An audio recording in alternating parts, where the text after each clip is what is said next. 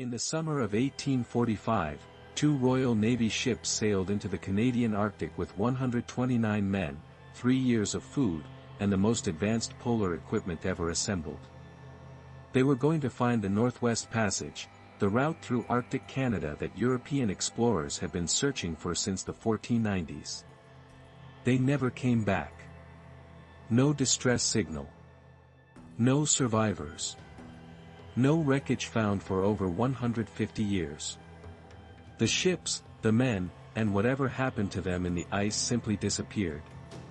The search for them became one of the longest and most expensive rescue operations in British naval history. Over 30 expeditions were sent north over the following decade. They found scattered evidence, an abandoned camp, a cairn with a note, and Inuit testimony describing something that had gone very wrong. What the Inuit described, and what the forensic evidence confirmed 170 years later when the ships were finally located, was that the men of the Franklin expedition had not simply frozen to death or starved. They had done what people do when all other options are gone. And what they had done had been witnessed. And the witnesses had been ignored for 150 years because the Royal Navy found the testimony inconvenient. Sir John Franklin was 59 years old when he was appointed commander of the expedition.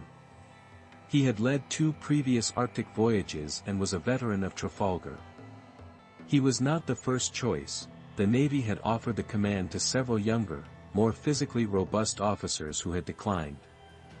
Franklin accepted it partly because he needed the command. His reputation had suffered from a disastrous governorship of Van Diemen's Land, and he needed a triumph. The ships under his command, HMS Erebus and HMS Terror, were among the most technologically advanced vessels afloat. They had been converted from bomb vessels, with reinforced hulls designed to withstand the stress of Arctic ice. They were fitted with steam engines for maneuvering in ice-choked waters and with a heating system that circulated warm water through the decks.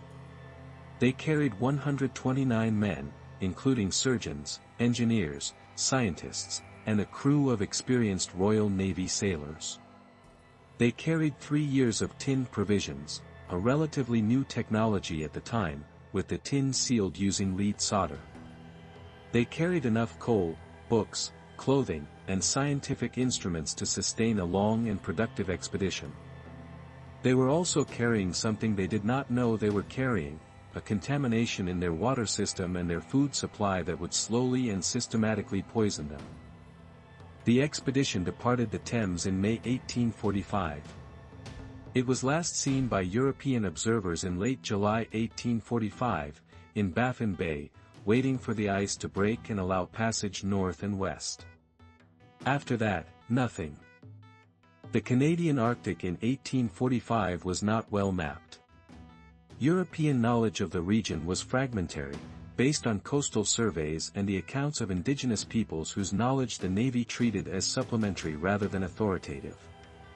Franklin's route took him north through Lancaster Sound and then west through what is now known as Peel Sound, a passage that in most years is partially open by late summer. In 1846, conditions were unusually severe. The ice did not clear. The ships became trapped, first in the ice of Victoria Strait, south of King William Island, in September 1846. They were never freed. The ships remained icebound for nearly 2 years while Franklin and his officers assessed options and the provisions gradually depleted.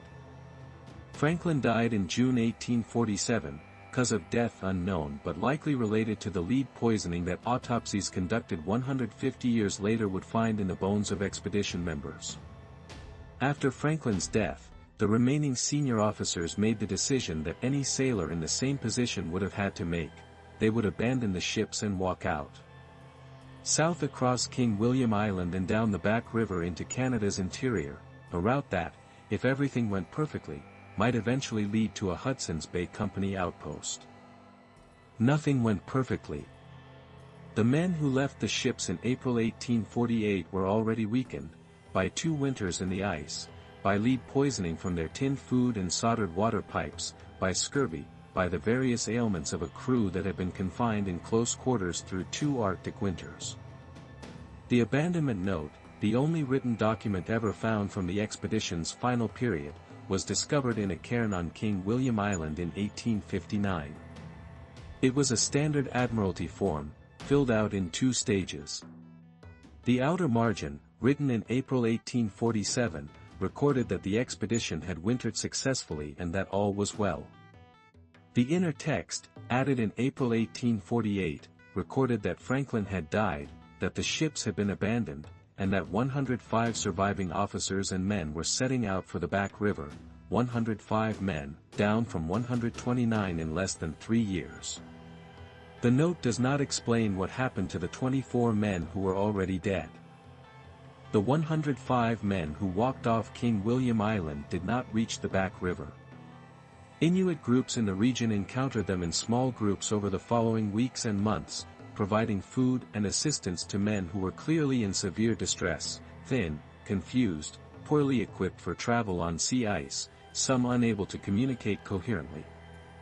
The Inuit accounts, collected by researcher John Ray in 1854 and by Francis McClintock in 1859, described a scene of progressive disintegration. Groups of men dragging sledges loaded with items that made no sense for survival, silver cutlery, writing desks, heavy naval equipment. Men falling in their traces. Bodies abandoned beside the trail. And in the accounts that the Royal Navy found most difficult to accept, evidence, described by multiple independent Inuit witnesses, that the last survivors had been eating the dead. John Ray was a Scottish-born surgeon and explorer employed by the Hudson's Bay Company. He was not Royal Navy. He did not share the Navy's institutional culture of hierarchy and self-protection. And in 1854, while mapping the coast of King William Island, he collected testimony from Inuit groups that changed the entire understanding of what had happened to the Franklin expedition. The Inuit told Ray that in the spring of 1850, a large group of Europeans had been seen traveling south over the ice. They appeared starved and ill. Later that same season, the bodies of approximately 35 men were found on the mainland shore and on a nearby island. Among the bodies, and in the abandoned camp, were the remains of a fire and of human bones that had been broken and processed in a specific way, split for marrow, cut with metal tools. The Inuit interpretation was straightforward: the last survivors had been eating the dead. Ray returned to England with Inuit testimony, Inuit traded items from the expedition, and his own report. The Royal Navy's response was to attack his credibility and dismiss the cannibalism account as a misunderstanding or a fabrication. The Victorian public was horrified. The Navy insisted that British officers, Royal Navy men, could not have done what the Inuit described.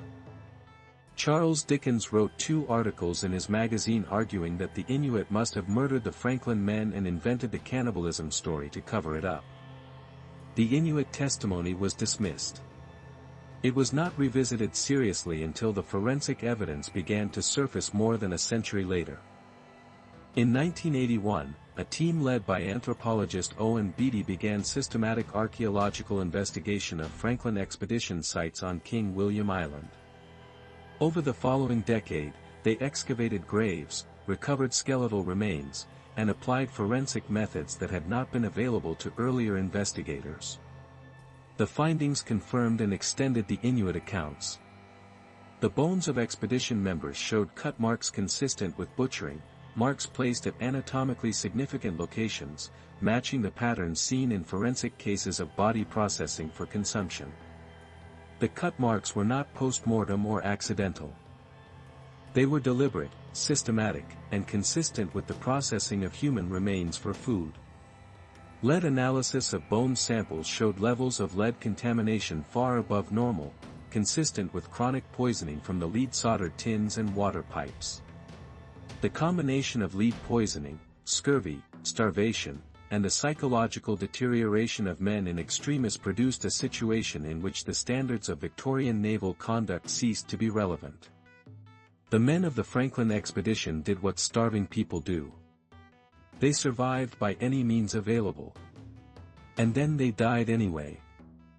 The 3 crew members whose preserved remains were recovered by the Beatty team, 3 men buried on Beachy Island early in the expedition, showed in their frozen bodies the precise combination of lead poisoning, tuberculosis, and other conditions that the forensic record suggested had undone the entire expedition before the ships ever became trapped. The wrecks of HMS Erebus and HMS Terror remained unfound for 170 years. The search area was vast, hundreds of square kilometers of Arctic seabed in waters that were iced over for most of the year. Multiple expeditions using sonar and remote underwater vehicles searched the area over several decades without result.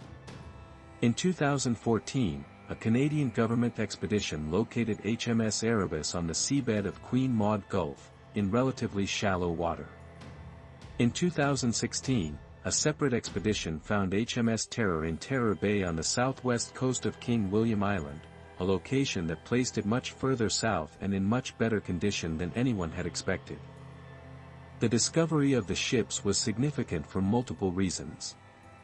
The location of Terror, far from where it was expected, in a protected bay rather than in the drift of open ice, suggested that a small crew had remained with or returned to the ship long after the main abandonment. Inuit oral history had described exactly this, Inuit men boarding one of Franklin's ships, finding it largely intact and largely empty, exploring its interior, and eventually leaving. The ships were, in the Inuit accounts, eventually swallowed by the ice. The location and condition of Terror matched the Inuit description with a precision that was impossible to dismiss. The people who had known where the ships were for 170 years were the Inuit. No one had asked them systematically until it was nearly too late. The full reckoning of the Franklin expedition story is, in many ways, a story about whose knowledge was trusted and whose was not. From 1845 to the present day, the Inuit peoples of the Canadian Arctic possessed accurate knowledge of what had happened to the expedition, knowledge about the location of the ships, about the condition of the survivors, about the deaths, about what the dying men had done to survive. This knowledge was collected by European researchers in the 1850s, dismissed as unreliable, and not taken seriously until forensic evidence forced a re-evaluation more than a century later. When the ships were finally found, they were found in the locations and conditions the Inuit had described. When the forensic evidence was analyzed, it confirmed what the Inuit witnesses had reported. The Royal Navy's resistance to the Inuit testimony was not a failure of evidence, the evidence was available from 1854 onward.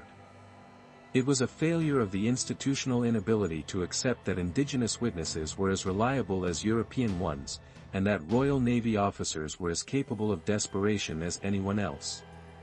The Franklin expedition killed 129 men. It also produced, in its aftermath, a 150-year object lesson in the consequences of ignoring the people who actually know the land. The wrecks of HMS Erebus and HMS Terror are now Parks Canada underwater historic sites. They are protected under Canadian law. The artifacts recovered from them are being conserved and studied at the Parks Canada facility in Ottawa. The story of the Franklin expedition has been the subject of books, films, television series, and academic papers too numerous to count. It remains one of the most studied disasters in the history of exploration. What remains unresolved is not the historical record, that is substantially complete, if incomplete in its finest details. What remains unresolved is the question of why it took 170 years to find ships that Inuit oral history had been correctly locating for generations. The answer is not logistical. It is not that the technology to find them did not exist. Underwater search technology capable of locating the ships existed decades before they were found. The answer is that the people whose knowledge would have directed the search more efficiently were not asked. The reconciliation between the official history of the Franklin expedition and the Inuit account of it is ongoing. It is a reconciliation that has implications beyond this specific disaster, for how Canada understands its own Arctic, for whose knowledge it treats as authoritative, and for what it owes to the people who have been living in and describing that landscape accurately for thousands of years while being systematically disbelieved. 129 men. 2 ships. The most advanced expedition ever launched into the Canadian Arctic. What happened to them was witnessed, accurately described, and systematically ignored for 150 years because the witnesses were Inuit. The forensic evidence eventually confirmed every detail. Subscribe for more Canadian history that the official record left incomplete. New story every week.